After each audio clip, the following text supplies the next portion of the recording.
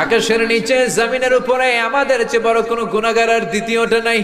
এমন কোনো গুনাহ নাই যে আমরা করি নাই, সগীরা কবিরা, জেনে না জেনে, ইচ্ছায় অনিচ্ছায়, শিরকি বেদাতি, বন্ধুর পাল্লায় পড়ে, শয়তানের ধোঁকায় পড়ে হাজার হাজার গুনাহ করেছি। তোমার দরবারে আমরা ক্ষমা চাই, তওবা করলাম, আর জীবনে গুনাহ করব না।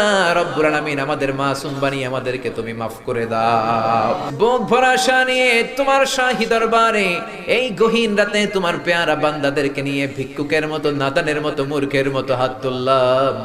আমাদের হাত দুইখানা কবুল আর মঞ্জুর করে দাও।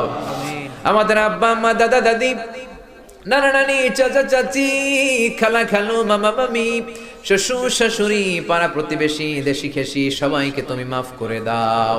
আমাদের যত আত্মীয় স্বজন ৩.৫ হাত কবরের বাসিন্দা, তাদের কবরগুলোর জান্নাতুল ফেরদাউসের বাগান বানিয়ে দাও।